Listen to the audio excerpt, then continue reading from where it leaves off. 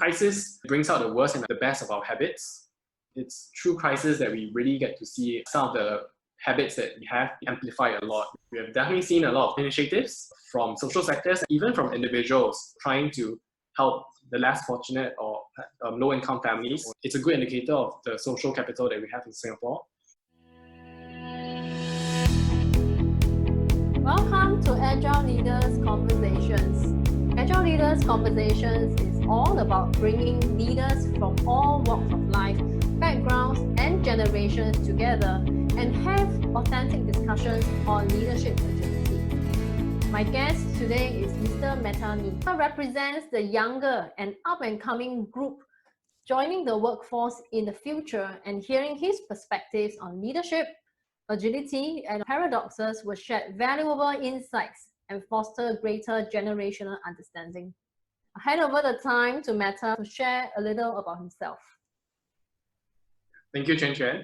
I'm Metta. As you mentioned, I'm a Gen Z, so not much of life experience right now. A lot of my leadership experiences are largely confined within institutions, mainly educational institutions and military institutions. I had some experience as assistant head prefect in primary school. Though the scope is pretty limited, I had greater opportunity and autonomy for student leadership in secondary school, where I met you. You've guided me tremendously back then as the chairperson of the student council. I got to organize different kind of national events, host sessions, oversee student leaders. Subsequently, I was shortlisted to be the top 40 nominees for the National Young Leaders Award. And after national service, I've moved on to be working in one of the largest social enterprises in Singapore while waiting for university admission. Thank you, Metta.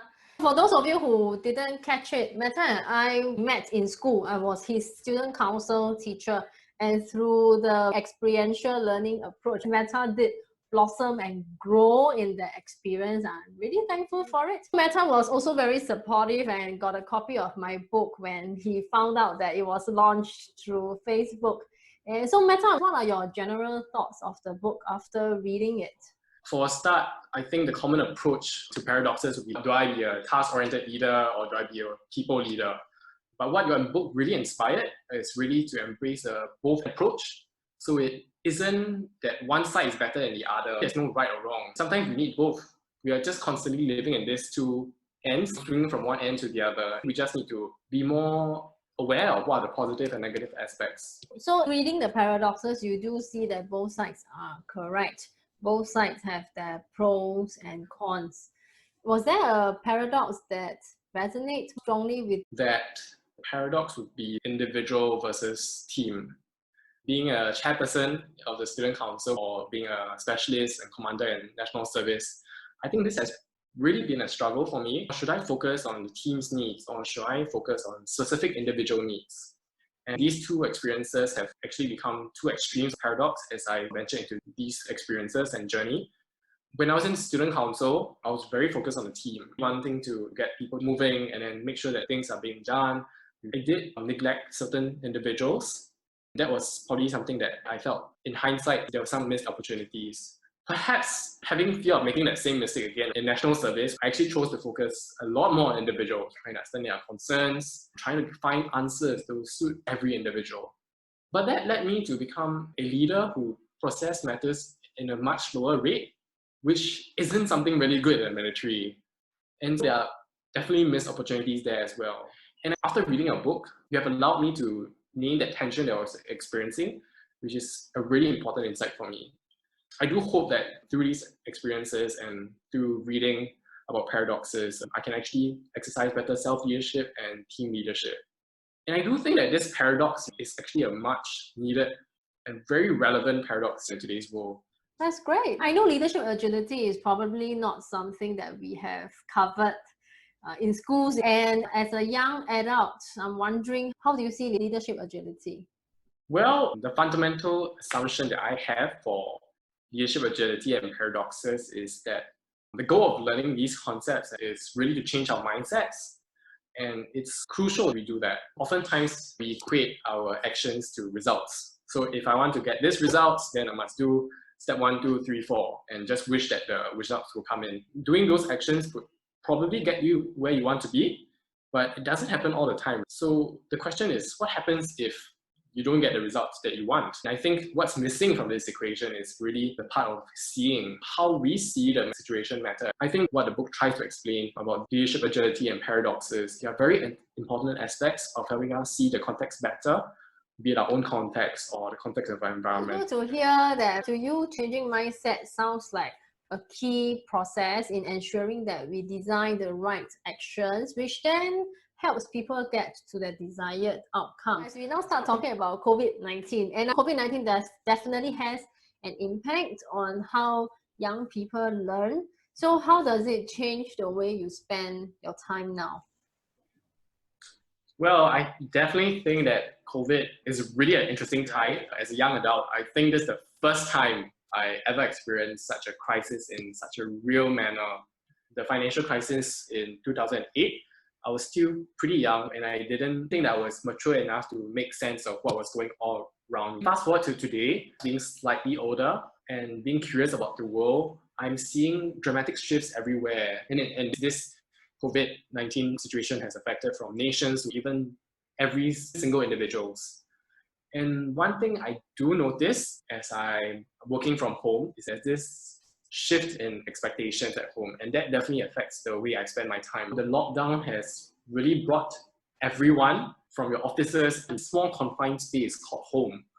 So we definitely need to navigate new boundaries. There's really that shift in time management due to these shifting expectations. We have really pivoted, and I think everyone has become more understanding and empathetic, where everyone is living in a shared context. We're all experiencing similar challenges. That's why we are able to allow ourselves to be more empathetic and more understanding. Well, what about education? How do you see education changing for you going into the university soon? Well, it's definitely a missed opportunity in terms of social contact. Pre-COVID learning, it's really about going to school with your friends, enjoying classes together, and even having lunch or dinner together afterwards. But now with safe distancing, we are also entering something called a low-touch economy. With regards to education, it's virtual learning. Definitely social interaction is maybe missed, but there's a lot of opportunities to collaborate. It also means that we do get opportunities to speak to people and collaborate with people from other parts of the world as well. And that kind of context is really important in times of COVID. A really quick example, I've noticed during this period, there's a lot of virtual lectures, webinars that someone from the UK can actually just create this whole webinar, and me being in Singapore can actually just watch it. In a sense, that's really valuable and very efficient as well. So instead of seeing COVID-19 as taking away or lessening your education experience, it actually opens the entire world and all the learning opportunities to you. Of course, my heart will then go out to those who don't have access to the technology, because I think it's through crises like this that we see the gap between those that have more resources versus those who don't even have the basic internet infrastructure for education to continue. Yeah, I definitely think that crisis brings out the worst and the best of our habits. It's through crisis that we really get to see some of the habits that we have amplified a lot. We have definitely seen a lot of initiatives from social sectors, even from individuals trying to help the less fortunate or low-income families. It's a good indicator of the social capital that we have in Singapore. But there are definitely room for improvement as well. It's quite apparent that you have a very wide view of what's really happening in the world and all the issues that you are concerned with. So Metta, as a young person who will be joining the workforce in a couple more years, I'm interested to know from your perspective, what kind of organizations or leaders would attract you to work with them and stay with them longer? When I think of leaders I want to work with, I want someone who's probably empathetic, someone who's really adaptable, someone who really cares, yet firm enough to make good decisions. Definitely a part of leadership agility comes in, knowing when to be firm and when to be caring, for example. I would want to find someone who can help me make sense of meaning of my job, Maslow's hierarchy of needs, towards aspiring towards self-actualization. We definitely need certain monetary incentives, but beyond that, it's a lot about meaning of work. I don't think a lot of it has to come from the leaders that I'm working for or the management I'm working for. Part of it also comes from ourselves, because the leaders can give you opportunities to make meaning of the job, but whether you find the job meaningful or not is ultimately our own responsibility and our own take on it. I think you really hit the nail on that. Perhaps employers can relook how they're engaging and giving employees opportunities to explore what is the meaning behind their work. But at the same time, it is also the employee's responsibility to go on that search. What would you like to say to fellow Gen Z leaders out there? I'll just share what I've learned through my working experience in a social enterprise, which I think will be useful to Gen Z leaders who are watching. Part of my job scope is to provide logistical and coordination support for the programs. There was this time one of my directors was invited to a local university to share her insights as a social entrepreneur and a cultural change strategist. During a Q&A, one of the undergraduates, how can we gain more self-clarity and emotional maturity quickly? And what she advised was surprising for me. She asked him not to give himself too much pressure to mature or to find his own identity. Some people call true calling, and she cautioned him not to determine an endpoint. She did also mention casually that most individuals usually take at least until 30 years old to find an inkling of clarity of who they are. She also mentioned that you really have to take every opportunity to learn, whether it's a failure or a setback.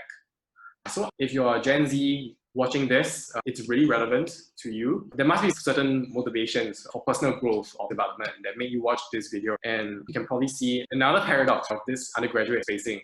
Should I mature quickly in a very fast fashion, or should I slow down and just let life take its course? Life is full of paradoxes, and I'm pretty sure that there'll be many more paradoxes and much more complex challenges, and definitely every decision making is important. I do hope that in every paradox that we find ourselves in, we do find a better versions of ourselves in exercising leadership. And I think it's even more important for Gen Z leaders during this period of COVID-19 to really take notice of what's around us. 15 years' time, many of us will be taking leadership roles or be middle managers. The lessons and the impacts today, it's going to be far-reaching. I do hope that the lessons and the responses that we learn today will definitely be something that we take to see as an important aspect. Very well said. Life is full of learning opportunities and paradoxes if you keep a lookout for it. Another point which I reflected, 15 years time, I think I'll be quite old. But I think the COVID crisis does shape the young people in a different way and change their leadership style. If we can all emerge from this crisis stronger, better, then I think as an elderly person, 15 years later, I will feel very secure that I'll be well taken care of by capable leaders like yourself. Definitely. Wow, it's very good to connect with you again, to have this conversation after so many years. Thanks for your support and making time to be part of this interview. Thank you for having me. Thank you.